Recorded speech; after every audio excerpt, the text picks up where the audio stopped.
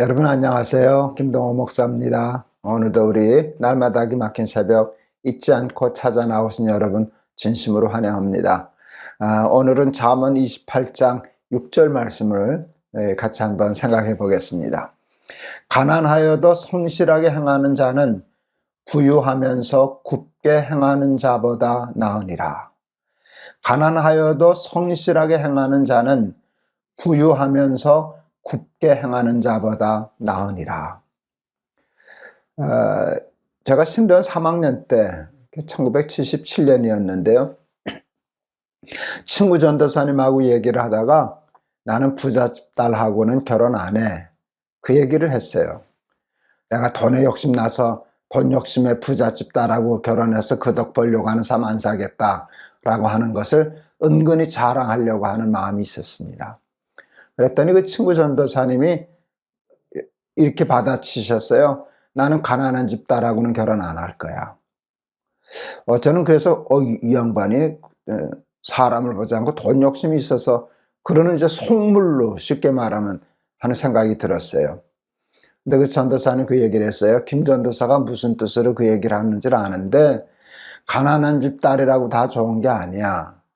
부잣집 딸, 부자 노릇 못하는 부자 티가 나는 부잣집 딸도 골치 아프지만 가난의 티를 벗지 못하고 그것이 자기 삶에 영향을 끼친 사람과 살면 거기에 주는 부정적인 단점도 참 많아. 그래서 가난한 집 딸하고 난 결혼 안 한다 그런 거야. 가난하냐 안 하냐가 중요한 게 아니야. 굉장히 중요한 교훈을 그 친구가 저한테 주었어요. 그날 제가 깨달았어요. 가난하냐 부하냐가 중요한 게 아니다. 부한데 부한 티가 안 나는 여자, 부자 티가 있거든요. 부정적인 의미죠. 갑질하고 거들먹거리고 남 아나무인 깔보고 세상의 어려운 형편 모르고 자기만 생각하고 뭐 그게 부정적인 티일 수 있지 않습니까? 그런데 가난에도 티가 있더라고요. 가난을 이겨내지 못해서 세상을 부정적으로만 보고 공격적이고 날카롭고 조금 삐뚤어지고 이게 가난의 티일 수 있거든요. 부자에도 티가 있고 가난에도 티가 있는데 어떤 사람과 결혼해야 되나 하는 것이 정확하게 섰어요. 그게 뭔가 하면 하나님 부자인데 부자 티 안 나는 여자 있으면 결혼하겠습니다. 하나님 가난한데 가난의 티가 나지 않는 여자라면 좋겠습니다. 그래서 제가 티 안 나는 사람과 결혼하게 해 주십시오 하는 기도했던 기억이 있습니다. 결국 하나님 저에게 가난했지만 가난의 티가 전혀 나지 않는 여자와 결혼하여 지금까지 44년을 살게 하셨습니다. 제가 가끔 가난했다는 얘기를 하면 제 아내는 이런 얘기를 해요. 당신은 뭐가 가난했어? 우리 장인어른은 젊어서 폐병을 앓으셨어요. 그래서 직장 생활을 변변히 할 수가 없었어요. 그런데 자녀는 5이나 되었어요. 그러니까 얼마나 고생하면서 살았겠어요. 저희 아버지는 학교 수의를 하셔서 그랬지만 고정적인 봉급이 있었고 작지만 그리고 먹는 입이 셋밖에 없었잖아요. 아이는 저 하나밖에 없었잖아요. 근데 그 얘기를 들으면서 당신은 뭐가 가난해? 그럴 만큼 가난한 집 딸하고 결혼을 했습니다. 기도는 참 무서워요. 가난하지만 가난한 티 안 나는 여자를 깨닫고 기도했는데 44년을 함께 살았는데 여러분 팔불출 아내 자랑입니다. 44년 동안 제 아내에게서 저는 가난의 티, 흔적을 전혀 본 적이 없어요. 가난했는데도 명랑하고 밝고 긍정적이고 남에 대한 배려 있고 그게 참 꼭 부잣집 딸같이 넉넉하고 자신에 대해서는 절제하고 그러지만 헌금하고 어려운 사람 돕고 하는 일에는 좁은 마음 같지 않은 정말 가난해. 이거 좀 쑥스럽습니다. 예, 정말 그런 여자를 만나서 단 한 번도 가난의 흔적을 아내에게서 발견한 적이 없는 것 얼마나 감사한지 모릅니다. 여러분 가끔 텔레비전에 보면 부자 갑질하는 거, 있는 사람들의 갑질 때문에 눈썰미 찌푸리게 하는 그것들이 참 많잖아요. 지적은 하지만, 비판을 하지만 여러분 아세요? 그런 부자 티가 나는 부자의 갑질이 우리의 본성에도 있습니다. 나보다 가난하고 나보다 약한 사람 함부로 무시하고 깔보고 또 갑질하고 이러는 본성이 우리에게 있다는 거 우리가 알아야 됩니다. 오늘 하나님이 우리에게 굉장히 귀한 말씀을 주셔요. 가난하여도 성실하게 행하는 자는, 여러분 가난한 자의 성실함, 이게 그냥 평범한 말씀 같지만 쉽지 않은 말씀입니다. 가난한 자의 성실함이 가난의 티가 없는 겁니다. 여러분 가난의 티가 있는 사람은 성실을 포기해요. 해봐야 소용없어. 다 부익부 빈익빈 저 사람들 것이야 하고 그것을 핑계하고 일하지 않아요. 낙심해요. 포기해요. 성실함이 없어요. 그리고 개 중에는 성실하지 못하기 때문에 가난해진 사람도 있어요. 그래 놓고 세상만 비판할 일이 있죠. 세상의 이 구조적인 문제에 집착해서 자기의 게으름은 합리화시키는 그런 가난의 티가 세상에 꼭 있거든요. 근데 성경은 그냥 하나님 말씀하세요. 가난한 자가 성실하게 행하는 것은, 여러분 그건 훌륭한 것이에요. 근데 하나님 뭐라 그러시나? 부유하면서 잘못 굳게 행하는 것보다, 부자 티 내면서 사는 것보다 훨씬 잘 사는 것이다. 100번 동의합니다. 사랑하는 우리 날개새 가족 여러분, 오늘 이 말씀에 한번 도전해 보시면 어떻겠습니까? 부한데 부한 티 안 나는 사람, 부한데 겸손하고, 부한데 가난한 사람의 마음을 알고, 갑질하지 않고. 그 대표적인 분이 누구시게요? 우리 예수님 아니세요? 하나님의 아들이신데 사람이 되시고, 사람이 되셔서도 만군의 왕으로 계셔도 부족할 뿐이 세리와 창기와 아무렇지도 않게 친구하고 밥 먹고 이야기하고, 이게 하나님 티 안 나는 하나님이시지 않습니까? 우리 예수님에게서는 하나님 티가 나지 않잖아요. 사람 티가 나잖아요. 인자, 사람의 아들이라는 말씀을 쓰시잖아요. 신자인데, 하나님의 아들인데 자기는 인자라고, 우리 어머니 마리아야, 우리 아버지 요셉이야, 나는 사람의 아들이야. 여러분, 이게 하나님의 티가 안 나는 하나님의 모습 아니겠습니까? 여러분, 부할 수도 있고 가난할 수도 있어요. 성공할 수도 있고 실패할 수도 있어요. 그런데 그 티가 안 나는 삶이 믿음의 승리입니다. 부자가 정말 예수를 잘 믿으면 부자 티 안 나는 부자가 될 수 있어요. 정말 가난한데도 예수 잘 믿으면 가난한데도 그 마음과 삶이 부유하고 긍정적이고 성실하고 아름다운 모습을 보여줘서 부자가 끼치는 영향보다 더 큰 영향을 끼칠 수도 있어요. 그게 바로 사도 바울이 얘기한 나는 부한데도 처할 줄 알고 비천한데도 처할 줄 안다 라고 하는 말씀이 아니겠습니까? 사랑하는 여러분, 우리 날기새 식구들 중에는 암 환자들 참 많아요. 암 환자가 이게 성경 공부 방송을 하니까 동병상련이라고 우리 암 친구들이 꽤 많이 우리 날기새 시청하는 거 제가 알고 있어요. 여러분, 세상에는 우리 기준으로 보면 암에 걸린 사람과 암에 안 걸린 사람 둘이 있는 거예요. 여러분, 암에 안 걸렸다고 잘 사는 게 아니에요. 암에 걸렸다고 못 사는 거 아니에요. 여러분, 암에 걸렸어도 암에 걸린 티 안 내고 더 열심히 더 잘 살 수도 있잖아요. 그게 쉽지는 않아요. 암이 주는 고통과 불안과 두려움과 공포 이런 게 너무 크기 때문에 거기에 이렇게 쩌들려서 무슨 말을 하든지 얼굴 표정 하나라든지 여러분 그게 암 환자답다 싶을 그런 일이 있잖아요. 저는 지금 암을 3개나 달고, 다 떼내긴 했지만, 하여간, 암 3개의 병력을 가지고 있지 않습니까? 때문에 병원을 얼마나 부지런히 가는지 몰라요. 폐암 때문에 가고, 전립선암 때문에 가고, 갑상선암 때문에 가고, 시도 때도 없이 병원을 갑니다. 그 병원에 가서 체열하고 한 2시간 기다려야 되거든요. 그동안 저는 병원 복도를 왔다 갔다 하면서 운동 삼아 운동해요. 수많은 암 환자, 거기는 암병동이니까 수많은 암 환자들을 만나요. 걸어 다니는 사람, 겨우 걸어 다니는 사람, 지팡이 짚고 다니는 사람, 휠체어 타고 다니는 사람, 침대에 누워서 끌려 다니는 사람 있어요. 다 얼굴이 어두워요. 아프니까, 힘드니까, 무서우니까. 누가 봐도 암 환자예요. 누가 봐도 암 환자예요. 제가 결심했어요. 나도 저 단계를 밟을 수 있는데 지금은 걷지만 지팡이 집어야 할 때가 올 거야.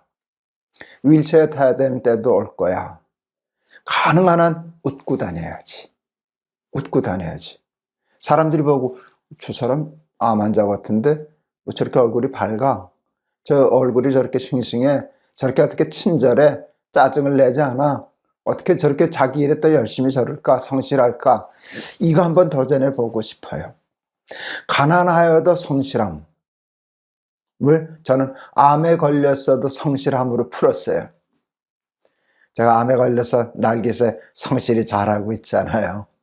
그러나 남은 삶, 암에 걸렸어도 며칠 몇 년은 살잖아요. 살아있는 동안에 성실하게 열심히 살아서 암에 티 안 내는 삶 살고 싶어요. 사랑하는 우리 날깃새 식구 여러분들도 여기에 도전하세요. 건강한데 건강한 티 안 내고 겸손하게 사는 사람, 부한데 성공했는데 그 갑질하지 않고 겸손한 예수님의 모습, 하나님의 티 안 나는 하나님, 하나님이시면서 사람이라고 고집하셨던 예수님, 세리와 창교와 허물 없이 대화하시고 식사하시던 예수님, 그런 근사한 삶의 모습을 우리 풍겨가면서 가난하여도 성실하게 살아서 어려운데도 소망 중에 살아서 세상 사람들에게 하나님을 믿는 믿음의 위대함을 보여주고 살아가는 저와 여러분 다 되실 수 있기를 주의 이름으로 축원합니다. 여러분 감사합니다. 한 주간도 여러분 말씀으로 승리하세요. 오늘 다시 한번 말씀 있습니다. 가난하여도 성실하게 행하는 자는 부유하면서 굽게 티나게 갑질하면서 못나게 사는 자보다 나으니라. 이 말씀에 여러분 큰 은혜가 되시기를 바랍니다. 기도하겠습니다. 하나님, 우리 날깃새 가족들 부해도 부한 티 나지 않고 가난해도 가난의 티 내지 않고 병에 걸렸어도 당당하게 승리하며 티 안 나게 하나님의 영광을 자랑하며 살 수 있는 능력을 허락하여 주시옵소서. 예수 그리스도 이름을 받들어 기도하옵나이다. 아멘. 예수 믿는다고 암에 안 걸리는 것도 아니고 예수 믿는다고 가난해지지 않는 것도 아니고 예수 믿는다고 사업 실패하지 않는 것도 아니잖아요. 믿는데 실패할 수도 있고 믿는데 가난할 수도 있고 예수님 잘 믿는데 암에 걸릴 수도 있는데 믿음은 암에 안 걸리는 게 아니라 믿으면 부자 되는 게 아니라 예수 믿으면 다 성공하는 게 아니라 믿음은 그것을 뛰어넘는 부함과 가난함을 뛰어넘는 그래서 부한데도 잘 줄 알고 비천한데도 잘 줄 아는 그런 패스 오버 유월의 능력이 믿음의 능력인 줄을 믿습니다.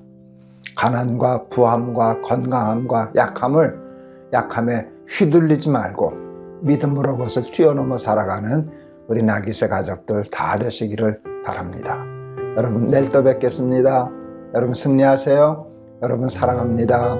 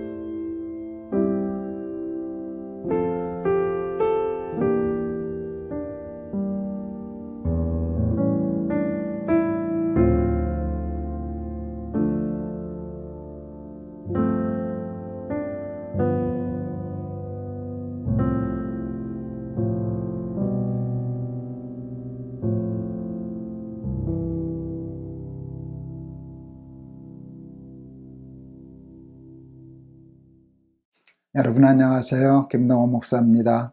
오늘도 우리 날깃에 계속할 수 있게 되어서 얼마나 기쁘고 감사한지 모르겠습니다. 오늘은 누가복음 11장 42절에서 44절 말씀 봉독하겠습니다. 누가복음 11장 42절에서 44절. 화 있을진저 너희 바리새인이여, 너희가 박하와 운향과 모든 채소의 11조는 들이되 공의와 하나님께 대한 사랑은 버리는도다. 그러나 이것도 행하고 저것도 버리지 말아야 할지니라. 화 있을진저 너희 바리새인이여, 너희가 회당의 높은 자리와 시장에서 문안받는 것을 기뻐하는도다.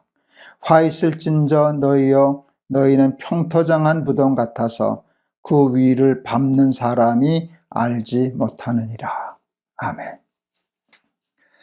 우리를 향하신 하나님의 뜻이 있어요. 그것은 우리가 행복하게 잘 사는 것이에요. 항상 기뻐하라, 쉬지 말고 기도하라, 범사에 감사하라. 이는 그리스도 예수 안에서 너희를 향하신 하나님의 뜻이니라. 하나님은 우리가 늘 기쁘게 감사하면서 행복하게 이 땅에서도 하나님 나라 살기를 원하셔요.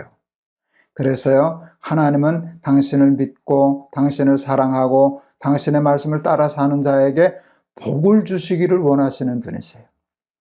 하나님 나라의 복을 주시기 위하여 예수님은 사람이 되시기도 하시고 십자가를 지시기도 하시고 또 하나님 천지만물을 창조하기도 하시고 하나님은 우리에게 이렇게 복을 주시기를 원하셔요. 그런데 세상에 그 복을 받아 누리는 사람이 그다지 많지를 않아요. 그 복을 받지 못하는 사람들이 세상에 참 얼마나 많은지 모르겠어요. 그런데 복을 받지 못하는 사람보다 더 좋지 않은 사람이 있어요. 뭔가 하면은요, 복을 받지 못하는 게 아니라 화를 받는 것이에요. 심판을 받는 것이에요. 오늘 예수님이 바리새인, 우리가 오늘 읽지는 않았지만 그 다음에 율법사에 대한 얘기도 나왔는데 무서운 말씀을 예수님이 하셔요. 성경에서 좀처럼 찾아보기 어려운 표현을 우리는 오늘 성경에서 듣게 되었어요. 그게 뭔가 하면 화 있을진저, 너희에게 복이 있을 것이다 라고 얘기하지 아니하시고 너희에게 화가 있을 것이다. 화 있을진저, 화 있을진저 라고 말씀을 하셔요. 이 바리새인에 대한 말씀이었는데요. 바리새인은 하나님의 복을 받지 못한 게 아니라 하나님의 심판을 받아서 화를 받게 된 사람이에요. 이건 무서운 것이죠. 이건 심판이에요. 그런데 도대체 바리새인은 어떤 사람이었기에 예수님으로부터 화 있을진저라는 심판의 말씀을 듣게 되었을까?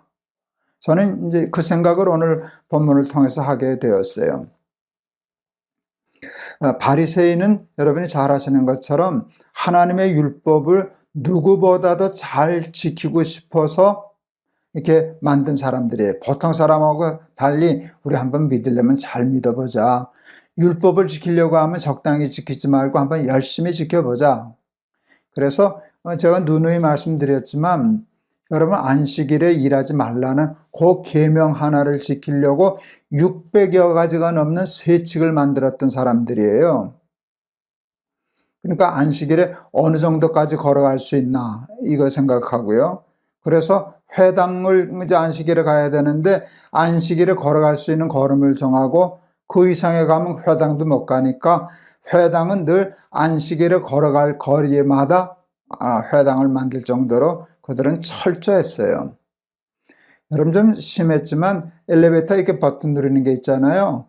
보통 날은 버튼을 누르고 올라가요. 안식일에는 이거 누르는 거 일이라고 그거 안 하려고 그래요. 그래서 호텔이나 아파트 이런 데는 안식일이 되면 그 전층에 다 쓰게 세팅을 해놔요. 가만히 있어서 그냥 다 매층에 사는 거예요. 한참 더디가고 답답하지만 유대인들은 그것을 감내해요. 안식일에 일하지 않으려고. 여러분 이게 바리새이즘이죠. 철저한 유대인들의 전통이라고 얘기할 수 있는데 그렇게 하나님의 율법을 잘 지키려고 하는 그런 사람들의 모임이었어요. 구별된 사람들이었어요. 여러분, 그러다 보니까 아무래도 보통 사람들보다 율법을 더 잘 지켰어요. 하나님의 말씀을 소중히 여겼어요.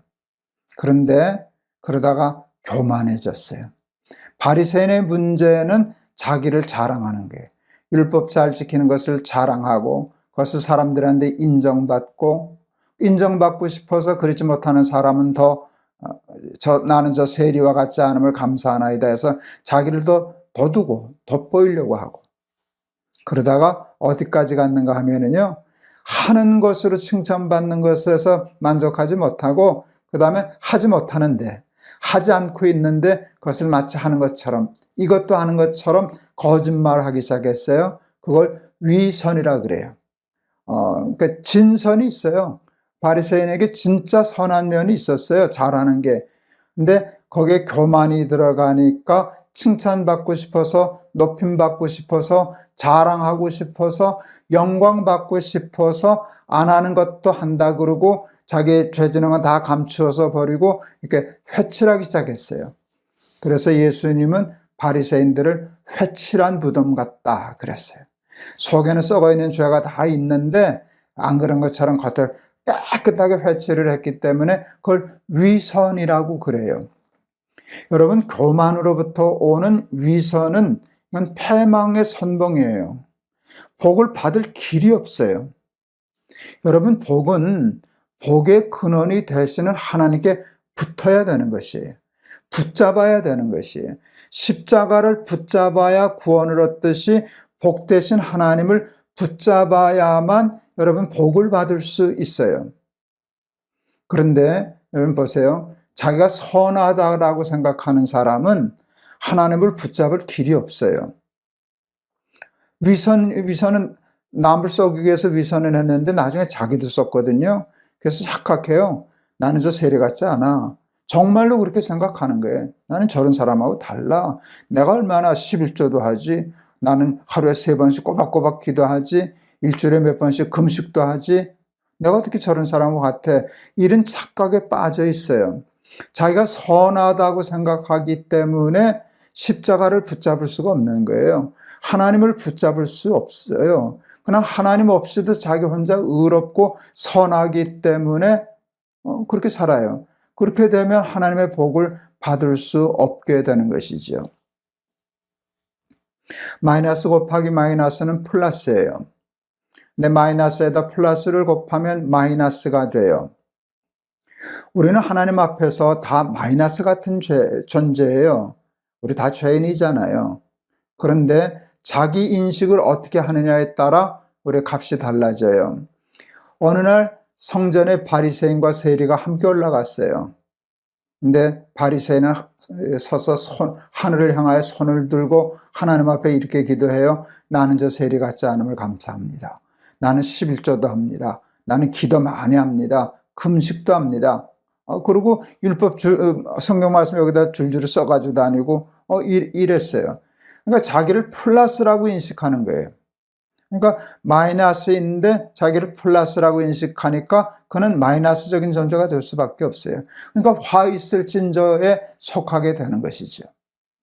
세리는 엎드려서 얼굴도 들지 못하고 나는 죄인으로서이다 하고 통곡을 했어요. 예, 세리 죄인 맞아요. 근데 죄인인 자기가 죄인인 것을 깨달으니까 여러분 겸손해지는 것이. 그러니까 답이 플러스가 되는 것이. 예수는 그날 그렇게 말씀하셨어요. 이날 하나님으로부터 의롭다함을 받은 자는 바리새인이 아니라 세리다. 여러분, 교만은 세리만 못한 거예요. 그래서 예수님도 말씀하셨잖아요. 마지막 날에는 세리와 창기들이 저들보다 더 나을 거다. 예, 세리와 창기가 훌륭한 사람이 아니에요. 죄인이죠. 그런데 그들은 최소한 바리새인보다 뭐가 난가 하면 자기가 죄인이라는 것을 알아요. 죄인이 죄인인 것을 알면 희망이 있어요. 근데 죄인이 자기가 죄인인 것을 모르면 희망이 없어요. 회개할 길이 없잖아요. 예수님을 붙잡을 수가 없잖아요. 여러분, 오늘 이 말씀 굉장히 중요한 말씀인데 이 교만과 교만으로부터 말미암은 위선에 이르게 되니까 복이 있는 사람이 아니라 심판을 받게 될 바리새인과 같은 사람이 되는구나 하는 거 배웠어요. 여러분, 이 말씀을 들을 때 누구 생각나세요? 여러분 교회에 있는 어느 장로님 생각나셔요? 권사님 생각나셔요? 목사님 생각나셔요? 그런 사람들 많잖아요. 진짜 수두룩 많잖아요. 그러면 이거 누가 좀 들었으면 좋겠는데, 근데 여러분 그렇지 않아요. 여러분 교만함, 칭찬받는 거 좋아하는 거, 높아지기 좋아하는 거, 그리고 그게 다 우리도 교만한 마음이 있거든요. 그러다 보니까 우리도 위선자잖아요. 우리에게도 위선이 있어요. 위선은 무서운 거예요. 처음에는 자기가 가짜로 그런다는 거 알아요. 근데 자꾸 나무 속에다 자기까지 쏟게 돼요. 자기는 진짜로 선한 사람인 줄 알아요. 잘난 사람인 줄 알아요. 죄 없는 사람인 줄 알아요. 여러분, 정의로운 사람으로 착각해요. 그렇게 하면 하나님으로부터 멀어져요. 십자가 붙잡을 수 없어요. 구원 얻을 수 없어요. 그러니까 화를 입을 수밖에 없는 사람이 되는 것이지요. 그래서 성경은 교만을 패망의 선봉이라 그랬어요. 여러분, 제일 어려운 게 겸손한 것이에요. 자꾸 교만해져요. 자랑하게 돼요. 그냥 모이면 자기 자랑하는 게. 저도 그렇잖아요. 묻지도 않아도 자꾸 슬슬 자랑하고. 그래요. 인정받기를 원하고. 은근히 사람들이 김 목사 훌륭해. 김 목사 뭐 잘해. 김 목사 참 괜찮아. 이런 소리 듣는 거 좋아하는데요. 그 뭐 나쁠 건 없겠지만 거기에 자꾸 빠져들게 되면은 아주 위험해져요. 아주 위험해져. 진짜 자기가 의로운 사람이고 허물 없는 사람인 것을 알게 되면 여러분, 우리는 하나님으로부터 멀어지게 되잖아요. 사랑하는 우리 날개새 가족 여러분, 우리도 남들보다 더 열심히 하나님의 말씀을 듣고 은혜 받으려고 은혜를 사모하는 사람들이잖아요. 이렇게 말씀을 듣고 열심을 내면 낼수록 하나님 앞에서 나는 죄인입니다 하는 게 깨달아져요. 나는 날개새 얼마나 한 번도 안 빠졌어, 매일 해 하는 자랑스러운 게 자꾸 생각나서 그렇게 되고 있어요. 늘 조심하세요. 날개새 하면 할수록 우리의 허물과 우리의 부족함과 우리의 죄인됨을 깨달아서 하나님을 더 꽉 붙잡아야지, 자기 착각에 빠져서 바리새이즘으로 빠지게 되면 여러분, 복을 받는 사람이 아니라 화를 입게 되는 사람이 된다는 사실을 잘 배워서 두렵고 떨리는 마음으로 하나님 앞에서 늘 겸손한 자로, 하나님 앞에서 늘 자신을 낮추는 자로 살아가는 복 있는 사람들 다 되실 수 있기를 축원합니다. 한번 기도하겠습니다. 하나님 아버지, 오늘 귀한 말씀 주셨습니다. 하나님은 우리가 복받기를 원하시는데 복받는 사람은 많지 않고 복받지 못하는 사람이 많고, 심지어는 화 있을진저 하나님으로부터 심판받아야 할 사람들도 얼마나 많은지 모릅니다. 바리새인은 예수님으로부터 화 있을진저 하는 그런 심판을 받은 사람입니다. 바리새인이 화를 입게 된 이유는 교만함 때문이었습니다. 그 교만함 때문에 위선자가 되었습니다. 위선자가 되다 보니 하나님과 멀어지게 되었습니다. 우리는 죄인이기 때문에 하나님을 붙잡는데 자기가 의롭다 생각하니까 십자가가 필요 없고 예수님의 필요가 없기에 복받지 못하고 생명의 근원에서 멀어지고 화를 입고 심판을 받고 지옥불에 떨어질 바리새인이 되고 말았습니다. 그런데 하나님, 우리에게 그와 같은 일이 있습니다. 우리도 높아지는 거 좋아하고 칭찬받는 거 좋아하고 자랑하는 거 좋아하는데, 하나님 말씀을 들을수록 내가 죄인인 것을 깨닫고 내가 부끄러운 자임을 깨닫고 예수님 붙잡고 예수님 붙잡는 그 믿음으로 말미암아 하나님의 축복을 받아 누리는 우리 모두가 되게 하여 주옵소서.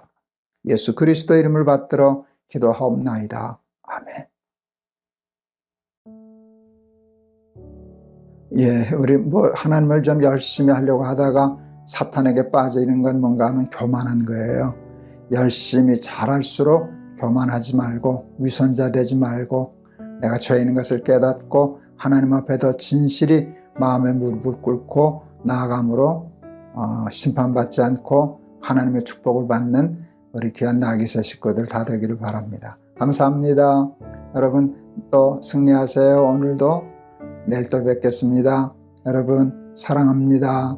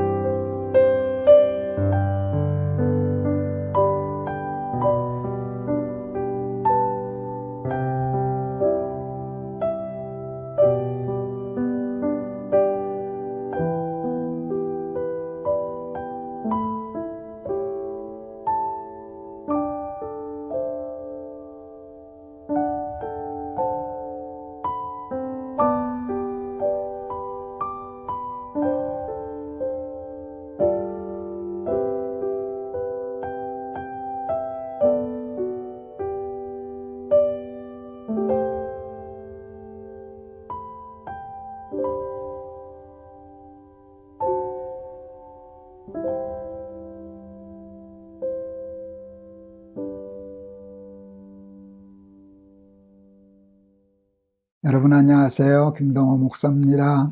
오늘도 우리 날마다기 막힌 새벽 시작하겠습니다. 오늘은 누가복음 12장 41절에서 48절 말씀입니다. 제가 봉독하겠습니다. 베드로가 여짜오되 주께서 이 비유를 우리에게 하심이니까 모든 사람에게 하심이니까 주께서 이르시되 지혜 있고 진실한 청지기가 되어 주인에게 그 집 종들을 맡아 때를 따라 양식을 나눠줄 자가 누구냐. 주인이 이를 때 그 종이 그렇게 하는 것을 보면 그 종은 복이 있으리로다. 내가 참으로 너희에게 이르노니 주인이 그 모든 소유를 그에게 맡기리라. 만일 그 종이 마음에 생각하기를 주인이 더디오리라 하여 남녀 종들을 때리며 먹고 마시고 취하게 되면 생각하지 않은 날 알지 못하는 시각에 그 종의 주인이 이르러 엄히 때리고 신실하지 아니한 자의 받는 벌에 처하리니 주인의 뜻을 알고도 준비하지 아니하고 그 뜻대로 행하지 아니한 종은 많이 맞을 것이요 알지 못하고 맞을 일을 행한 종은 적게 맞으리라. 물은 많이 받은 자에게는 많이 요구할 것이요 많이 맡은 자에게는 많이 달라 할 것이니라. 아멘. 어제 우리는 예수님의 종말 그리고 종말 신앙에 대해서 우리가 생각했습니다. 마치 오늘이 예수님 오시는 것처럼 등불을 들고 깨어 준비하고 있자라고 하는 것입니다. 그런데 여러분 예수님이 오실 때 우리가 등불을 켜고 깨어 있는데 우리가 깨어서 켜야 할 등불은 뭘까? 종말의 때 어떻게 하고 사는 것이 가장 복되고 아름답고 하나님께 칭찬받는 일일까? 이렇게 생각하는데 오늘 예수님의 말씀에 굉장히 중요한 해석이 있어요. 거기에 이런 중요한 표현이 있어요. 지혜 있고 진실한 청지기라는 말이 있어요. 예수님이 오실 때, 재림하실 때 지혜 있고 진실된 청지기가 되어 그 하나님의 종들에게 때를 따라 양식을 나눠주는 일, 그 일을 하다가 예수님 만나면 얼마나 복이 있겠냐 하는 그런 말씀을 하시는 거예요. 그 예수님 심판 때 가장 복 있는 사람은 지혜롭고 진실된 청직이에요. 이게 등불을 준비하는 것이에요. 여러분, 기독교에 있어서 청지기 사상은 매우 중요한 사상이에요. 여러분, 청지기 사상은 뭔지 아세요? 내가 주인이 아니라는 거예요. 내가 내 돈을 내 것이라 생각하지 않고 하나님 것이라고 생각하고, 그러면 너는 뭐냐 할 때 나는 그 하나님의 돈을 맡아 관리하는 청지기, 이게 청지기잖아요. 하나님이 내게 주신 모든 은사, 달란트, 기회, 그 모든 것들이 다 내게 아니라 하나님의 것이고 하나님을 위하여 내가 집행하는 것이라 라고 하는 것이, 집행할 권리가 있어요. 종하고는 조금 다르죠. 자기 소신껏 경영도 할 수 있고 사용도 할 수 있고 판단도 할 수 있는데 자기 것은 아니에요. 이게 청직인데, 이런 청지기 의식을 가지고 하나님과 하나님의 나라를 위하여 자신에게 맡겨준 모든 것들을 하나님의 뜻대로 잘 사용하는 중에 예수님이 심판하신다면 그 얼마나 복된 일일까. 그게 깨어있는 일이고 등불을 준비하는 것이죠. 요즘 저희 이제 에스겔 선교에서 지금 카렌족 난민을 돕는 일을 시작했잖아요. 지금 이제 2차례 한 1,000만 원씩 이렇게 보내서 우리 치앙마이에 있는 드림교회 이국찬 선교사가 벌써 2번이나 그걸 왔다 갔어요. 여러분, 치앙마이에서 그 국경지대까지 차로 3시간을 가고 거기서 게스트하우스에서 하룻밤을 자고 아침에 일어나서 보니까 또 3시간 또 운전해서 가고, 그래서 그들을 만나서 전달해주고 이러더라고요. 이번에 이제 2번째 가는 그 얘기를 제 페이스북에서 봤는데, 이 선교사님 차 몰고 가는 일이에요. 차 몰고 너무 이제 마음이 기뻐서, 그 힘든 일을 기뻐서 이렇게 하는 그 모습을 보고 제가 참 감동을 받았어요. 여러분, 우리 이구찬 목사님이 그 카렌족 난민을 돕기 위해서 물건도 구입하고 또 먹을 것도 준비하고 옷도 준비하고 또 이제 비 오면 안 되니까 방수 텐트도 준비하고 그것을 차를 수배해서 싣고, 그리고 먼 길을 운전해서 딱 가고 있는데, 그리고 카렌족 난민들을 만나가지고 그들을 나눠주고 위에서 기도해주고 그러는데 예수님의 재림이 딱 일어났다. 최고 아니겠어요? 그럴 때, 여러분, 그럴 때 예수님, 그 자리에서 예수님을 만나면 얼마나 신나겠어요. 근데 졸다가, 쓸데없는 생각하다가, 세월 낭비하다가, 또 오늘 여기 성경에 있는 대로 얘기하다 보면 그 종들에게 먹을 걸 주지 않고 때리고 함부로 하고 술 취하고 그러다 예수님 탁 나타난다면 얼마나 수치스럽겠어요. 우리에게 맡겨주신 일을 하나님과 하나님 나라를 위하여 잘 사용하는 때에 예수님이 재림이 오신다면 우리는 기름을 준비한 지혜로운 청지기 같은 지혜로운 다섯처녀와 같은 하나님의 사람들이 되는 줄을 믿습니다. 제가 이제 날개새에서 이제 자주 했던 얘기 여러 번 반복하는 거 여러분 아실 텐데, 여러분 자꾸 반복하는 것이 학습 효과가 좋아요. 그래서 여러분 교목에서 자꾸 반복한다 이렇게 흉보지 마시고 들어주시면 좋으리라 생각합니다. 큰아이가 고등학교 3학년 때 이렇게 공부 꽤 잘했는데 조금 게을러지지 않았나 이렇게 싶은 생각이 들어서 제가 딱 한번 공부 좀 해라 하는 얘기를 했어요. 저희 집안은 아이들에게, 저희 부모님도 그랬는데 그렇게 공부하라고 닥달하는 집안은 아니었습니다. 특히 저는. 근데 큰아이에게 공부 좀 해라 하는 말을, 야, 공부 좀 해야 되지 않겠냐? 조금 더 열심히 해야 되지 않겠니? 그렇게 얘기 안 하고 이렇게 얘기했어요. 소위 성공했다고 하는 사람 중에 2 종류의 사람이 있단다. 하나는 5,000명분을 혼자 깔고 앉아 먹는 사람, 또 하나는 5,000명을 먹이는 사람. 5천 명을 먹이든 깔고 앉든 5천 명분을 본다는 것은 능력인데, 그 능력은 좋은 것인데, 그래서 공부를 잘해야 되는데, 그 능력을 자기를 위해서 깔고 앉는 사람, 그는 잘 사는 사람이 아니야. 그는 부자지. 잘 사는 사람은 5천 명을 먹이는 사람이란다. 그런데 잘 살기 위해서 5천 명을 먹이기 위해서는 5천 명분을 벌 수 있는 능력을 해야 되지 않겠냐?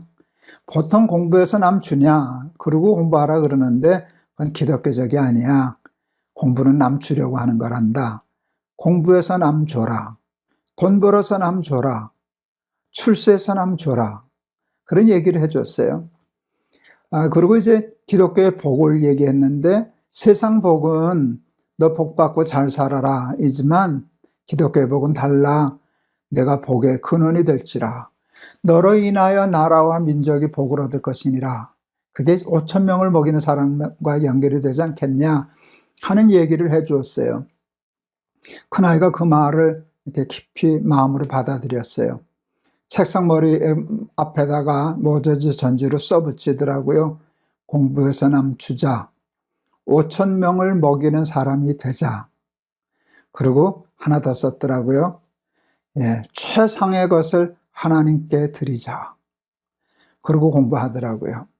그리고 열심히 공부해서 지금 유학도 갔다 오고 대학 교수도 됐는데, 그 아이 전공이 개발경제예요. 이제 경제가 다 중요한데, 특별히 가난한 나라, 어려운 사람들, 개발도상 국가들, 이런 나라들 이제 어떻게 발전시키나 하는 공부가 아닌가 이렇게 싶은데, 하여간 개발경제라는 것을 공부했어요.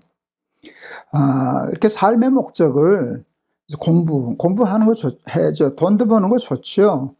그런데 그것을 청지의식을 가지고, 그것을 가지고 내가 부자가 돼야지, 남보다 멋져야지, 그런 자기중심적인 생각이 아니라 때를 따라 양식을 나눠주는 소명인으로서, 청지기로서 살다가 예수님 재림을 만난다면 여러분, 그것처럼 복되고 아름다운 일이 세상에 어디 있겠습니까?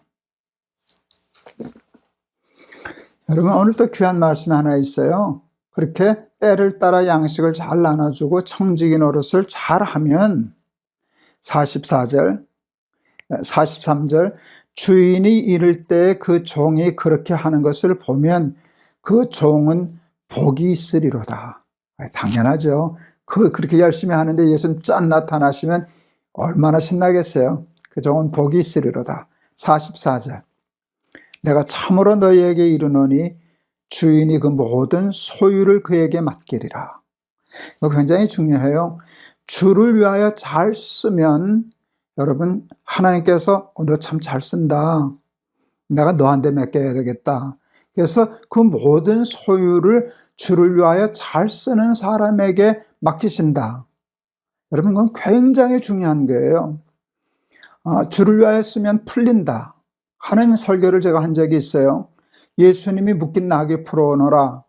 여러분 제자들에게 얘기하셨을 때 주를 위하여 쓰면 풀린다. 이 말씀이 저한테는 굉장히 강하게 다가왔어요. 저희 교회 집사님 중에 암에 걸려서 이제 크게 투병하실 때 제가 그 집사님 댁에 신방 가면서 그 얘기를 했어요. 주를 위하여 쓰면 풀린대요. 하나님 앞에 서원하세요. 주를 위하여 쓰겠다고. 건강 주시면 그 건강 주를 위하여 쓰겠다고 서원하세요. 그러면 하나님 풀어주실 거예요. 그렇게 예배 드린 적이 있어요. 그날 참 은혜가 많았어요. 우리 집사님, 우리 사무장 하시던 집사님이신데, 그랬더니 진짜 풀렸어요. 그렇게 서원해서. 위암 3기셨는데, 저보다도 기수가 좀 더 높았던 그 암 환자셨는데, 30년 넘게 생존하셨죠. 90 넘으셨나, 이렇게 해서 작년에 하나님 부르심을 받으셨는데, 건강하게 잘 풀리셨어요. 저는 주를 위하여 쓰면 풀린다고 생각해요. 당연하죠. 그 논리잖아요. 주를 위하여 잘 쓰는 사람에게 하나님께서 맡기시고, 주를 위하여 쓸지 못하고 어리석은 부자처럼 창고에 쌓아두고 내 영혼아 마음껏 먹고 마시자 하면 하나님이 그 쓸데없는 사람이니까 너는 쓸데가 없구나 하고 그만 가자 하고 불러가시지 않았겠어요? 여러분, 이건 굉장히 중요한 일이에요. 주를 위하여 쓰면 풀려요. 여러분이 많이 후원해 주셔서 우리 에스겔 선교회 하잖아요. 에스겔 선교회의 그 이름을 에스겔 환상에서 잡았어요. 예루살렘 성전에서 물이 흘러나와서 그 물이 발목에 차고 무릎에 차고 허리에 차고 뭐 이러다가 또 그리고 또 그 강물이 흘러가는 것마다 이렇게 모든 죽었던 것들이 살아나고 하는 그 환상, 그게 참 좋았어요. 그래서 우리 에스겔이 작은 선교회지만 여기서부터 물이 흘러나와서 사방으로 흘러가서 어려운 사람들, 힘든 사람들, 죽어가는 사람들, 하나님의 마음 아파하시는 강도 만난 사람들에게 흘려보내면 살겠다 싶어서요. 조금 과장 때문에 신나게 흘려보냈네요. 신나게 흘려보냈어요. 카렌족 난민도 돕고, 뭐, 아프가니스탄, 거기 있는 사람들도 그 이번에 탈레반 들어와서 어려워졌을 때 거기도 돈 보내고, 하여간 어렵다고, 필리핀, 뭐, 케냐, 할 것 없이 어렵다는 소식이 안타나게 들리기만 하면 돈 열심히 흘려보냈어요. 여러분, 굉장히 많이 흘려보냈어요. 굉장히 많이 흘려보냈는데요. 이렇게 돈을 잘 쓸 때마다 많은 후원자들이 들어왔어요. 왜냐하면 에스겔 선교회가 돈을 바로 잘 쓰는구나. 정말 귀한데 잘 쓰는구나 라고 하니까 잘 흘려보내주더라고요. 그래서 제가 얼마 전에 페이스북에다 하도 신나서 이렇게 썼어요. 제목을 신나게 흘러들어오고 신나게 흘려보낸다 하는 그런 제목으로 썼어요. 정말 신나더라고요. 그러니까 신나게 흘려보내니까 사실은 이렇게 자꾸 흘려보내면 걱정도 들어요. 천지사방에서 다 에스겔에다 돈 주세요, 도와주세요라고 하면 이거 어떻게 감당하지? 하는 그 걱정도 좀 있는데 제가 생각했어요. 걱정도 팔자다. 그건 나중에 생각하고 할 수 있는 데까지 하면 되는 것이지 하고 열심히 흘려보내니까 열심히 흘러들어와요. 그건 하나님의 약속이거든요. 청지기가 되어서 자기 것으로 쌓아두지 않고 자기 욕심 부리지 않고 내 거 아니야. 하나님의 뜻대로 흘려보내야지 하고 잘 쓰면 하나님께서 더 귀한 재정으로 또 능력으로 기회로 자리로 우리를 높여주시고 맡겨주시고 사용해 주실 줄을 믿습니다.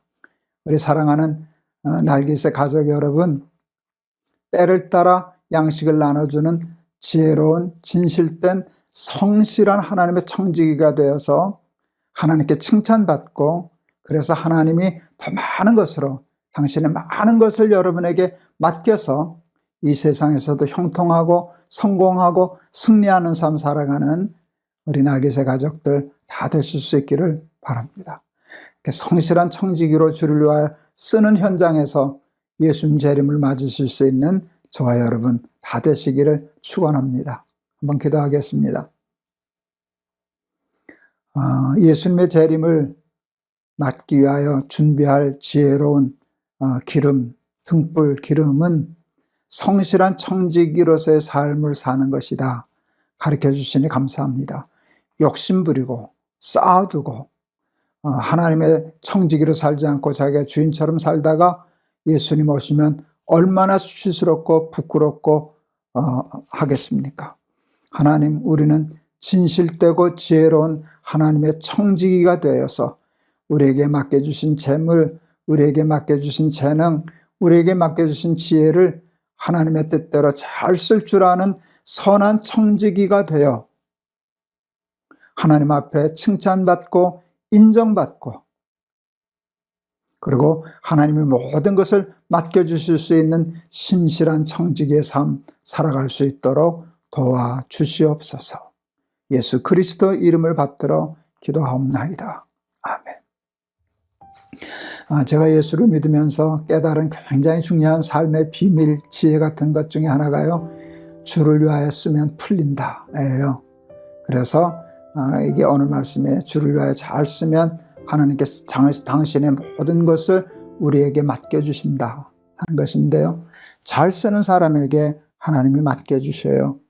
어리석은 종처럼 파묻어두고 땅에 파묻어두고 쓰지 않는 사람의 것은 빼앗아 가셔요. 그리고 거두어 가셔요. 물질과 기회만 뽑아 가시는 게 아니라 우리 생명도 거두실는지 몰라요. 어리석은 부자처럼 그래서 지혜로운 청지기처럼 살아서 정말 기름 준비하고 신랑 맞을 준비하고 종말 신앙을 가지고 이 땅에서도 천국의 삶을 살아내는 우리 사랑하는 날개새 가족들 다 되시기를 축원합니다. 여러분 감사합니다. 오늘 또 말씀으로 승리하세요. 내일 또 뵙겠습니다. 여러분 사랑합니다.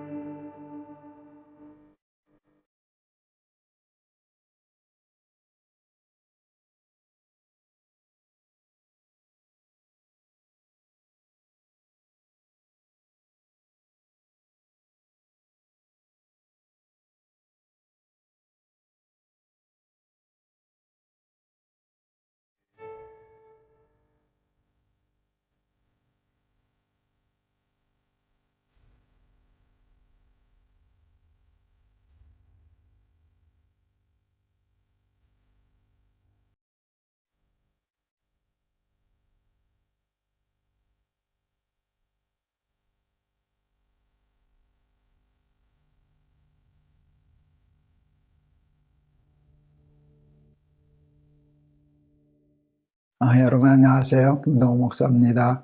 오늘도 우리 날마다 기막힌 새벽 나오신 여러분을 진심으로 환영합니다. 보통 집에서 날개새 녹화하는데 오늘은 그 2층에서 공사를 하는지 소음이 자꾸 들어와서 녹화를 할 수 없어서 사무실로 도망 나왔습니다. 오랜만에 사무실에서 하니까 좀 낯서선지 자꾸 말이 꼬이고 그래서 지금 꽤 여러 번째 지금 반복하고 있는데 이번엔 무사히 좀 통과하면 좋겠습니다. 우리 오늘 누가복음 23장 8절에서 12절 말씀 봉독하겠습니다. 헤롯이 예수를 보고 매우 기뻐하니 이는 그의 소문을 들었으므로 보고자 한 지 오래였고 또한 무엇이나 이적 행하심을 볼까 바랐던 연고로라. 여러 말로 물으나 아무 말도 대답하지 아니하시니 대제사장들과 서기관들이 서서 힘써 고발하더라. 헤롯이 그 군인들과 함께 예수를 업신여기며 희롱하고 빛난 옷을 입혀 빌라도에게 도로 보내니 헤롯과 빌라도가 전에는 원수였으나 당일에 서로 친구가 되니라. 아멘. 이 본문을 오늘 일부러 택한 게 아닌데 그냥 우리 날개새 차례대로 해가서 오늘 여기에 왔는데 이게 예수님의 고난주간과 지금 딱 맞아 들고 있습니다. 요즘 지금 우리가 예수님의 고난주간을 지내고 있잖아요. 그래서 이제 오늘 예수님이 고난당하신 얘기들을 요즘 계속하고 있는데 예수님이 이 땅에 오셔서 우리를 구원하시기 위하여 수도 없이 많은 고난을 당하셨어요. 여러분, 예수님이 당하신 고난하면 이렇게 척 떠오르는 것이 무엇일까요? 당연히 십자가죠. 여러분, 십자가는 인간이 사람을 처형할 때 쓰는 가장 비인간적인, 가장 고통스러운 처형 방법이잖아요. 예수님이 십자가에 고난을 당하셨어요.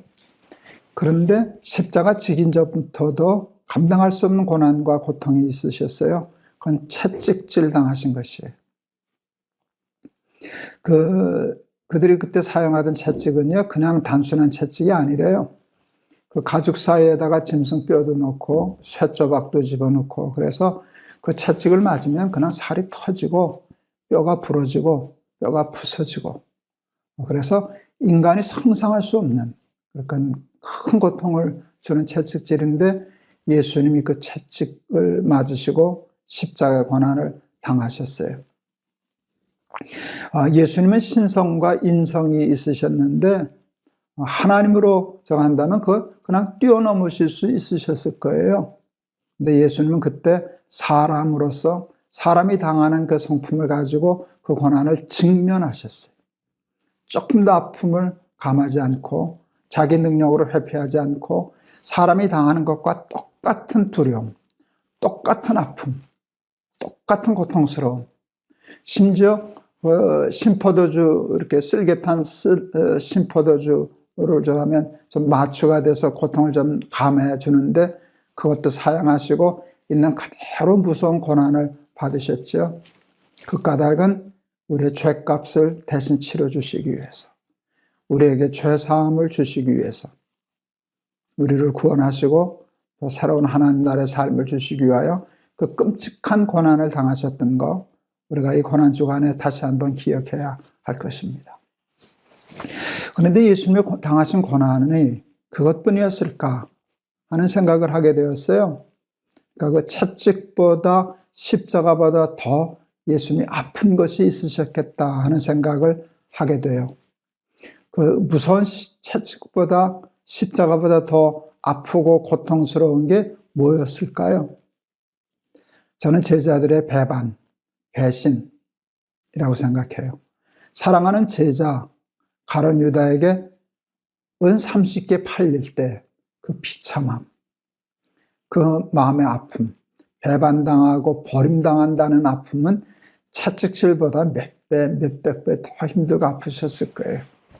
사랑하는 제자 베드로가 예수님 모른다고 부인할 때, 사랑하는 제자들이 다 도망갈 때, 어떤 제자들은 자다가 벌거벗은 채 혼입을 집어던지고 도망갔다. 그런 모습을 볼 때 예수님 정말 더 아프셨겠다, 더 힘드셨겠다. 저는 예수님의 고난을 생각할 때 사람들의 배반, 제자들의 배신이라고 생각했어요. 늘 읽던 말씀인데 이번 고난주간에 오늘 이 말씀을 읽으면서 참 더 뼈가 아프게 와닿은 예수님의 고난이 새삼스럽게 있었어요. 그것은 조롱이에요. 헤롯에게 예수님이 다시 끌려가셨는데 그 헤롯의 군인들이 예수님을 조롱했어요. 네가 유대인의 왕이라지. 쉽게 말하면 그거예요. 네가 유대인의 왕이라지. 그 왕이면 자세옷을 입어야지. 그리고 자세옷을 입히고 왕이면 이렇게 호를 들고 있어야지. 그래서 갈대를 들리고요. 침 뱉고요. 누가 눈을 가리고 누가 때렸나 맞춰보라 그러고요. 얼굴에 침을 뱉고 뺨을 때리고 가시관을 씌우고 그리고 십자가에 못 박을 때에도 그 위에다 유대인의 왕, 자칭 유대인의 왕이라고 조롱하는 글을 썼거든요. 저는 그게 제일 힘들고 고통스러운 일이 아닐까. 배반당하는 것보다 더 무서운 것은 사랑하는 사람에게 조롱받는 것 아닐까요? 희롱당하는 것, 업신여김을 당하는 것, 멸시함을 받는 것. 이게 예수님이 당하신 가장 큰 고난이겠다. 우리를 구원하시기 위하여 예수님이 채찍당하시고 십자가에 못 박히시고 제자들에게 사람들에게 배반당하는 고난을 당하시고 그리고 사랑하는 사람에게 자신이 구원하려고 하는 그 사람, 그만큼 사랑하는 사람에게 업신여김 당하고 침뱉음 당하고 뺨을 맞고 조롱을 당하고 갈대를 손에 들고 십자가에 달리시고 그런 것들을 생각할 때 이게 가장 큰 고난이었겠구나 하는 생각을 참 마음 아프게 하게 되었습니다. 오늘도 우리는 예수님을 십자가에 못 박고 살고 있거든요. 예수님을 배반하면서 살고 있고요. 그리고 예수님을 조롱하고 희롱하면서 우리가 살아가고 있어요. 여러분, 우리가 예수님을 희롱하고 조롱한다 그렇게 하면 여러분 쉽게 동의 안 하실런지 몰라요. 예수님을 배반한 적, 그거는 좀 걸릴 때가 있죠. 말씀에 순종하지 못하고 그것들 배반이라고 얘기한다면 예수님을 마음 아프게 하고 십자가에 달리게 한 일은 인정할 수 있는데 내가 조롱은 안 했는데 예수님을 희롱은 안 했는데 예수님 뺨을 치다니 예수님 얼굴에 침을 뱉다니 그런 생각은 쉽게 동의하지 못하실런지 몰라요. 근데 제가 이렇게 생각했어요. 엉뚱하게요. 예수님이 이런 말씀하시잖아요. 소자에게 냉수한 것이라도 주는 자는 곧 나에게 한 것이다. 그리고 예수님 그 심판에 대한 비유 쓸 때 이제 오른쪽으로 들어가라. 하나님 나라로 들어가는 사람에게 의유가 뭔가 하면 너는 내가 갇힐 때 나를 돌봐 주었고 굶주릴 때 먹을 것을 주었고 목말라 할 때 마실 것을 주었다. 그랬을 때 감사는 하면서도 그들이 얘기해요. 저 예수님한테 그런 적 없는데요. 그랬더니 가난하고 약한 사람들에게 한 것이 곧 나에게 한 것이다. 그렇게 말씀하셨잖아요. 하나님은 우리를 사랑하시기 때문에 우리가 당신의 자녀이기 때문에 사람에게 하는 일이 당신에게 하는 일이에요. 살다 보면 사람과 다툴 수 있어요. 싸울 수 있어요. 싸울 수 있어요. 저는 싸우지 않는 것만이 능사라고 생각하지는 않아요. 싸울 땐 싸우기도 해야죠. 옳은 건 옳은 거고 그런 건 그런 건데. 근데 싸우다 보면은 지고 싶지 않아요. 이기고 싶어요. 그래서 나중에 몰리게 되면요, 정정당당하게 싸우지 않고 비겁한 방법으로 싸울 수 있게 돼요. 수단과 방법을 가리지 않아요. 제가 늘 좋아해서 성경 날기세 얘기하다가 자주 인용하는 말씀이 있어요. 악에게 지지 말고 선으로 악을 이기라. 악에게 지지 말고 선으로 악을 이기라. 선으로 악을 이긴다는 것 미션 임파서블이에요. 여러분 당해보셔서 아시잖아요.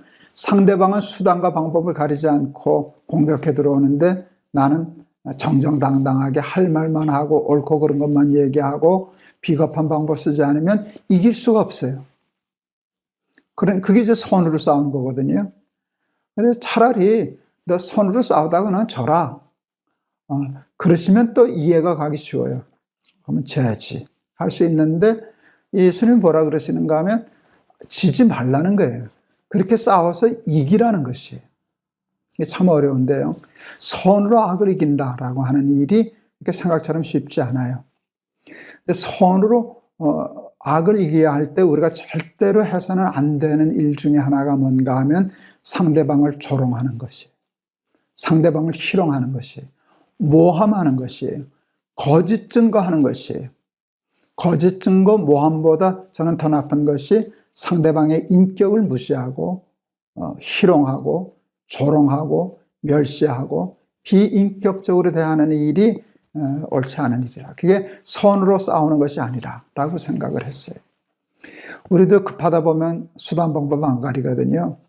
여러분 전쟁에도 써서는 아니 될 무기가 있잖아요. 러시아가 지금 우크라이나의 전쟁이 길어지니까 민간인들을 학살하고 뭐 이런 비인간적 법들을 써서 문제가 되는데 그게 우리들에게 있는 본성이거든요.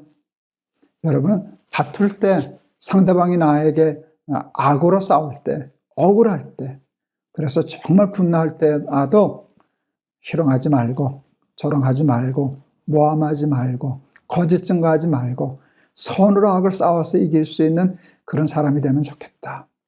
아무리 상대방이 잘못했어도 그를 조롱하고, 희롱하고, 멸시하고, 비인격적으로 대하는 것이 곧 그 군인들이 오늘 예수님을 조롱하고 그것과 똑같은 일이 아닐까. 그런 생각을 그냥 엉뚱하게 오늘 이 말씀을 읽으면서 생각하게 되었어요. 살다 보면 아직도 저도 억울한 일이 좀 있거든요. 그래서 분노하는 일이 있거든요. 그래서 되갚아주고 싶은 마음들이 불쑥불쑥 일어나거든요. 그럴 때 하나님이 오늘 주신 말씀이에요. 네가 아무리 그래도 그를 희롱하면 안 돼, 조롱하면 안 돼, 인격적으로 대해야 돼, 존중해야 돼, 그리고 모함해서는 안 돼. 그에게 하는 것이 나에게 하는 것이야. 조롱은 나쁜 것이야. 내가 가장 힘들었던 게 채찍질 당한 게 아니고 배반당하는 게 아니고 조롱당하는 것이었어. 너희는 그런 삶 살지 말아라 하시는 교훈으로 받아들였습니다. 사랑하는 우리 날개새 가족 여러분, 예수님 다시 십자가 못 박는 일 하지 않고요. 예수는 배반하는 일 하지 않기를 바라는데 오늘 특별히 사람과 대할 때, 다툴 때 상대방을 조롱하거나 모함하거나 수단 방법 가리지 않고 이기려고 하다가 예수님 조롱하고 예수님 희롱하는 그 고난 주는 우를 범치 아니하도록 그런 사람 되었으면 참 좋겠습니다. 그런 뜻에서 하나님은 오늘 이 말씀을 생각하게 하셨는데 저에게도 여러분에게도 은혜가 될 수 있기를 축원합니다. 한번 기도하겠습니다. 하나님, 예수님이 당하신 고난을 생각합니다. 우리를 구원하시기 위하여, 우리의 죄를 대속해 주시기 위하여 사람으로서 견딜 수 없는 고난을 당하셨습니다. 채찍질 당하시고 십자가에 못 박혀서 물 한 방울, 피 한 방울 다 쏟아서 고통을 당하셨습니다. 근데 그보다 더 큰 고통은 사랑하는 제자들에게 배반당하고 버림받고 하는 것이었는데 오늘 가장 큰 고통을 생각했습니다. 사람에게 희롱당하고 조롱당하고 멸시당하는 것. 그것이 예수님 가장 아프셨겠다 하는 생각을 해봅니다. 우리들에게도 그와 같은 군인들의 속성이 있습니다. 싸우다 보면, 다투다 보면 상대방을 조롱하고 무시하고 멸시하고 모함하고 하는 일이 있는데 그것이 다시 우리를 예수님의 얼굴에 침뱉고 예수님을 조롱하는 일과 같다는 그런 말씀을 오늘 우리에게 허락해 주셨습니다. 악에게 지지 말고 억울해도 선으로 악을 이기게 하시고 절대로 다투어도 사람을 희롱하거나 조롱하거나 멸시하거나 모함하지 아니하고 정정당당하게 하나님의 방법으로 싸워 이길 수 있는 우리들이 되게 하여 주시옵소서. 예수 그리스도 이름을 받들어 기도하옵나이다. 아멘. 오늘 이런 식의 설교는 처음 해봤어요. 그래서 굉장히 좀 무리가 되는지 참 어려웠어요. 이제 희롱이라는 말이 그렇게 이렇게 마음에 참 많이 아프게 와닿아서 내가 이제 남은 삶 사는 동안 아무리 억울한 일을 당해도 사람을 희롱하거나 모욕하거나 멸시하거나 그런 일을 하지 않겠다는 생각이 강하게 들다 보니까 그 메시지를 전하려고 하다가 말이 자꾸 꼬여서 조금 고생을 했습니다. 그냥 새로운 마음으로 여러분에게도 이제 깨달음이 되고 새로운 도움이 되었으면 좋겠습니다. 여러분 감사합니다. 내일 또 뵙겠습니다. 여러분 사랑합니다.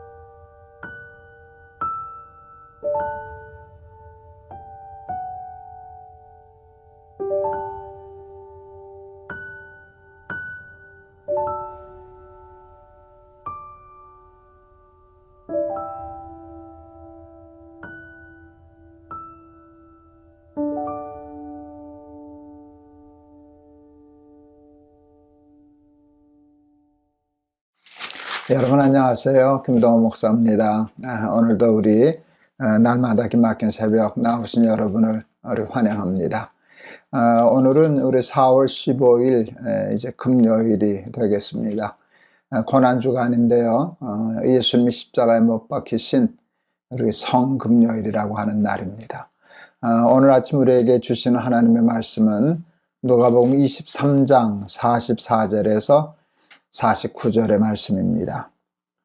때가 제6시쯤 되어 해가 빛을 잃고 온 땅에 어둠이 임하여 제9시까지 계속하며 성소의 휘장이 한가운데가 찢어지더라.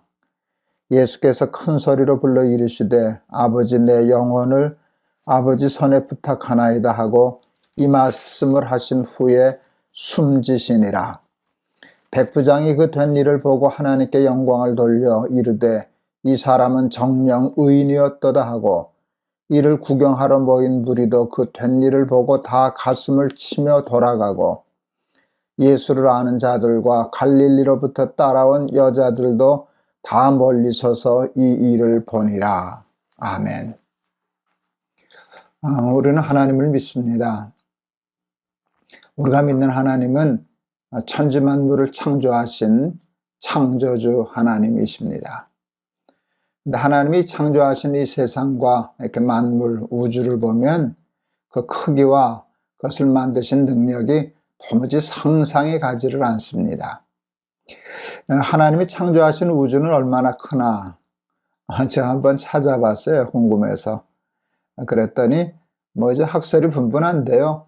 465억 광년 그 크기가 여러분 광년은 빛의 속도로 1년을 가는 거라는 거 아시죠? 빛은 1초에 지구를 7바퀴 반 돈다고 배웠죠? 그 상상도 할 수 없는 그 속도로 하루도 아니고 1년도 아니고 465억 광년, 이것은 우리가 상상도 할 수 없는 도무지 가늠할 수 없는 그런 세계입니다. 이렇게 크기만 큰가 하면 또 이제 그 마이크로 세계가 있죠. 이렇게 큰 것도 있지만 하나님은 작은 데로 들어가는데도 그만큼 깊이가 있어요. 여러분 원자, 전자 그 크기는 얼마나 작아요. 또 그 세계가 그만큼 무한하고 엄청나죠. 근데 더 신비로운 건 생명이에요. 도대체 우리가 살아가는 이 지구에 있는 이 생명체들이 도무지 몇 종류나 될까? 수천 가지, 수만 가지 모르겠습니다. 동물과 식물과 곤충, 심지어 미생물, 바이러스도 생명이겠죠. 그런 것들을 다 생각하면 얼마나 놀라운 일인지 모르는데 저는 그것들이 우연히 생겨나서 진화했다고 얘기하는 사람들이 도무지 이해가 되질 않아요. 그건 억지다. 너무 억지다. 그것을 만드신 분이 누구신지 모를 수는 있어도 그것을 만든 분이 없다는 것은 이건 도무지 말이 안 된다. 저는 그렇게 생각을 합니다. 어떻게 이 모든 일들이 우연히 생길 수 있는 일들이 어쩌다 한두 가지 있을 수 있겠지만 우연히 생길 수 있는 숫자와 또 우연히 생길 수 있는 일들의 그 한계가 빤한데 어떻게 이 세상을 보면서 생명을 보면서 특히 봄에 모든 생명이 살아나고 꽃이 피고 잎이 피고 또 동물들이 움직이고 하는 것을 보면서 어떻게 이게 우연히 생겨났다, 하나님이 없다 그럴 수 있는가? 저는 제정신으로는 도무지 납득하기가 어렵습니다. 저는 우리 성경에 나타난 하나님이 이 천지만물을 창조하신 전능하신 하나님이심을 그냥 믿습니다. 그리고 그 믿음이 저는 이해가 돼요. 그렇게 하면 모든 것이 풀려요. 하나님이 이 세상을 창조하셨다라고 하면 풀리기 시작해요.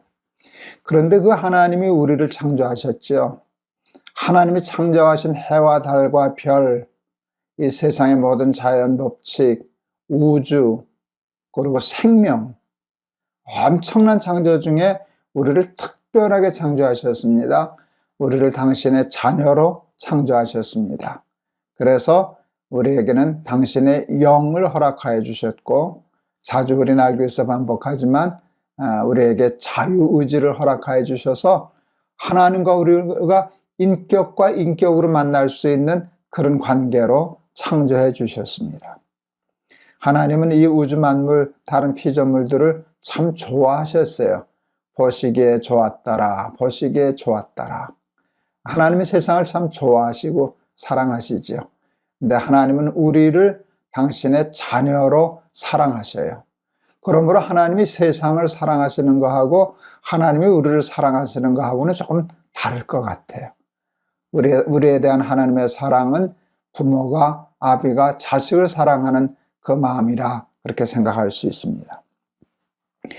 당신이 사랑하는 자녀인 우리가 범죄함으로, 선악과 따먹고 범죄함으로 죽게 되었을 때 하나님은 도저히 우리를 그냥 죽게 내버려 두실 수가 없으셨습니다. 네가 잘못했으니까 나는 모른다. 그러실 수가 없잖아요. 자식인데, 사랑하는데 하나님은 우리를 구원하시기로 작정하셨습니다. 그리고 구원하시기 위하여 실제로 행동하셨습니다. 죄값을 대신 치루어 주셨습니다. 그러기 위하여 하나님이 치르신 값들이 뭔가를 생각해 봤어요. 첫째는 하나님이 사람이 되셨습니다. 여러분, 하나님이 사람이 된다는 건 있을 수 없는 일입니다. 있을 수 없는 일입니다. 저는 그 일을 보면서 난 너를 살리는 일이라면 뭐든지 할 수 있어 하는 그 하나님의 의지와 마음과 심정을 이해할 수 있게 됩니다. 그리고 십자가를 지십니다. 채찍에 맞으십니다.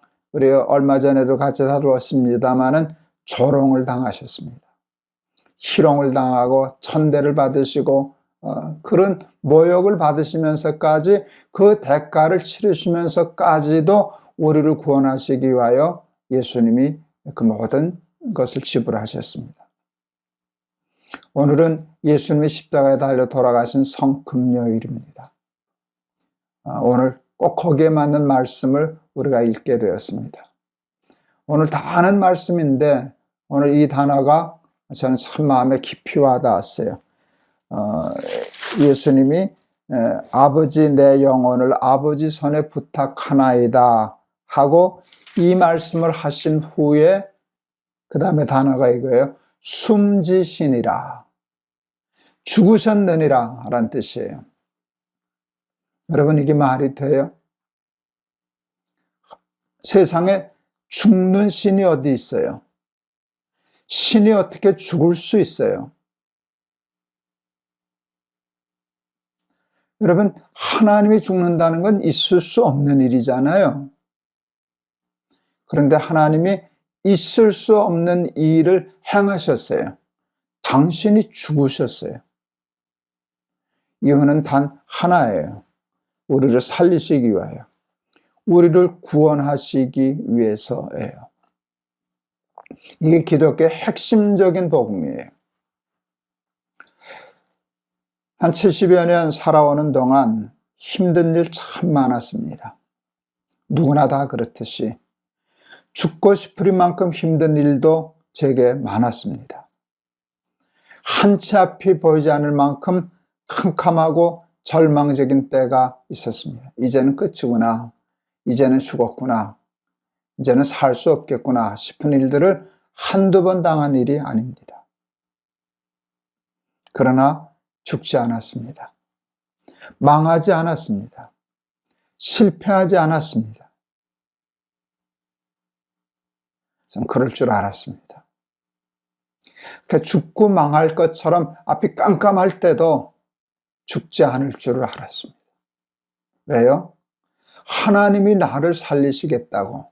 나에게는 살 소망이 없지만, 이 문제를 타개할 능력이 내겐 전혀 없지만, 그래서 내 삶은 절망적이지만 내가 나를 살리는 게 아니라 천지를 창조하신 전능하신 하나님이 나를 살리시겠다고 사람이 되시고 십자가를 지시고 채찍을 맞으시고 모욕을 당하셔도 포기하지 않으시고 심지어는 죽기까지 하셨는데 어떻게 내가 죽을 수 있겠는가?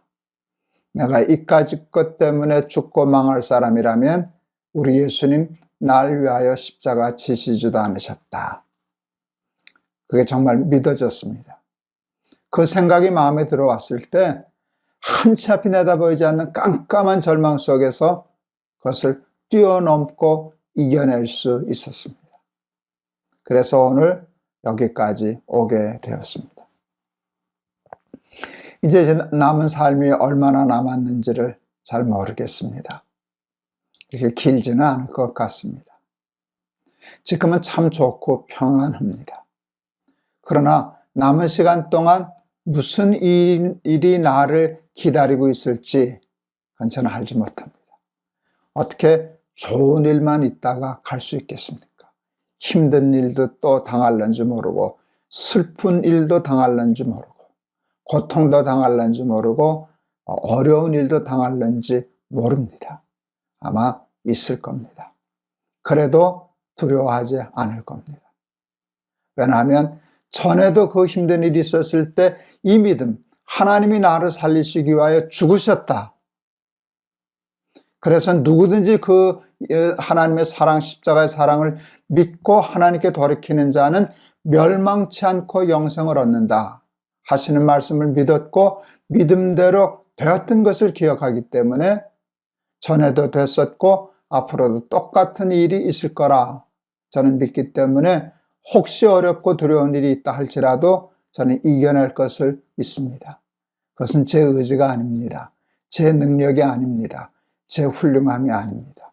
하나님이 나를 살리셨다는 것을 믿는 믿음이 나를 구원할 줄을 믿습니다. 사랑하는 우리 날개새 가족 여러분, 요즘 여러분의 삶은 혹 어떠십니까? 큰 문제 없이 편안한 삶을 사시는 우리 가족들도 날개새 가족들도 있으시겠지만 우리 날개새 가족 중에는 정말 하루하루 사는 게 고통스럽고 절망스럽고 괴롭고 아프고 앞이 캄캄한 그런 삶 속에 처해 있는 우리 식구들도 있을 것입니다. 특히 우리 날개새 식구들 중에는 병으로, 암으로 투병하고 있는 우리 식구들도 많을 것입니다. 오늘 말씀이 복음입니다. 이와 같이 죽음의 자리에 있는 우리를 살리시기 위하여 예수님이 죽으셨습니다. 숨지시니라. 세상에 죽는 하나님이 어디 있습니까? 신이 죽었습니다. 니체는 자기가 죽였다 그랬지만 아니요. 하나님은 누구에게 죽임을 당하실 분은 못 되시죠. 당신이 죽으셨습니다. 우리를 살리시겠다고 당신의 생명을 지불하셨습니다. 그러므로 우리는 죽고 망할 존재가 아닙니다. 우리는 이것을 벗어날 것입니다. 이겨낼 것입니다. 하나님이 우리를 구원하실 것입니다. 난 무슨 수를 써서라도 너를 건져내고야 말 거야. 이게 천지를 창조하신 하나님, 우리를 당신의 자식으로 창조하신 하나님의 의지입니다. 여러분, 이 복음의 사실을 받아들임으로 힘들고 어려운 세상을, 죽음의 세상을 능히 이겨 살 수 있는 하나님의 자녀들 다 되실 수 있기를 주의 이름으로 축원합니다. 기도하시겠습니다. 아버지여, 내 영혼을 아버지께 부탁하나이다 하고 숨지시니라. 사람이 되신 하나님, 채찍질 당하시고 십자가에 못 박히시고 모욕을 당하시고 침뱉음을 당하시고 그리고 죽음을 당하신 하나님, 그 이유는 단 하나, 우리를 살리시기 위함이었습니다. 천지를 창조하신 전능하신 하나님이 그렇게까지 하시면서도 우리를 살리시겠다 작정하셨으니 혹 우리의 삶이 깜깜하고 어렵고 무섭고 절망적이고 두려울지라도 우리는 능히 예수님 십자가 붙잡고 살아날 줄을 믿습니다. 이 믿음의 소망을 가지고 힘든 세상 승리하여 살아가는 우리 날개새 가족들 다 되게 하옵소서. 예수 그리스도의 이름을 받들어 기도하옵나이다. 아멘. 우리 살리시겠다고 오늘 예수님이 죽으셨습니다. 예수님이 죽으셨으므로 우리는 살아났습니다. 살아날 것입니다. 이 사실을 믿고 부활의 소망을 가지고 우리 이제 내일 모레 부활절인데 이 부활의 주일을 맞이할 수 있는 우리 날개새 가족들 되시기를 바랍니다. 여러분 감사합니다. 내일 또 뵙겠습니다. 여러분 사랑합니다.